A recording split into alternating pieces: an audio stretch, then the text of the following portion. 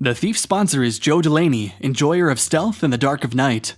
The goal of the thief is to stash 6 treasure or dragon gem tokens in order to break his undying curse.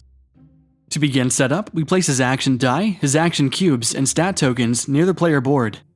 The stat token should have their light gray side showing. Next, the loot drop token is placed on the value 3 space on the loot drop chart. All vault tokens can be placed near the thief's player board. Before his first turn, the thief is placed on the entrance tile. The thief's turn is made up of 2 parts. First, assign stat tokens, then move and take actions. After the thief runs out of movement or action cubes, or chooses to finish his turn, he removes all action cubes from his board. Phase 1. Assign stat tokens. The thief takes his 3 stat tokens and assigns each one to movement, stealth, and thievery. He will reassign these each turn. After assigning stats, the thief takes a number of action cubes equal a number to his thievery and places them on his board. Movement is the number of tiles the thief can move on his turn, while stealth determines how well he can avoid attacks from other players. Phase 2. Move and take actions. The thief may take actions by spending action cubes and move around the cave in any order. Every action costs action cubes, and the thief can spend more action cubes on each action to improve their effectiveness. Each action may be taken any number of times as long as the requisite cubes are spent. When targeting other players with actions, the thief may only target each player once per turn. As for movement, the thief may enter lit and dark tiles and tiles occupied by other players. He cannot cross walls or impassable terrain unless he uses his climb action. Once the thief has ended movement, if he is on a dark tile, he can peek at it and reveal it as well. Let's talk about the thief's actions one at a time. Loot. The thief may collect 1 treasure or dragon gem token on his space. By spending 1 cube, the thief takes the treasure or gem. If a dragon gem is collected, the dragon die is rolled. If it affects the center space, the thief is killed. If he spends 2 cubes, he takes the dragon gem without rolling the dragon die. Climb. This action provides new routes throughout the cave. By spending 2 cubes, the thief can move through a wall. If he spends 3 cubes, he may move through impassable terrain without ending on it.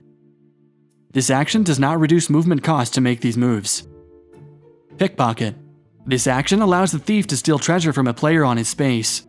At 1 cube, he rolls the action die and succeeds by rolling a 4 or higher. At 2 cubes, he succeeds by rolling 2 or higher. At 3 cubes, no roll is required. If Pickpocket succeeds, he takes a treasure token from the cave supply. Each target is also harmed. If he pickpockets the knight, he chooses a treasure card, either revealed or a random unrevealed, and moves it to the bottom of the deck. The knight cannot be targeted if she has no treasures. If a goblin tribe is pickpocketed, the thief discards 1 unrevealed secrets card. The thief may also discard the face-up goblin ruby card. The goblins cannot be targeted if they have no secret cards. If the dragon is pickpocketed, 1 sloth cube is moved from his wakefulness track to his greed track. If no space is available on the greed track, the dragon cannot be targeted. Pick lock. This opens a vault on the thief's space. For 1 cube, he rolls the action die. 4 or higher is a success. For 2 cubes, a 2 or higher is a success. For 3 cubes, the thief succeeds and no roll is required. When this action succeeds, the vault token is removed and a treasure token is taken from the cave supply. Each vault may only be attempted once per turn. Note: if the thief ever needs to take a treasure token, but none are available in the cave supply, the thief may take 1 from anywhere on the map.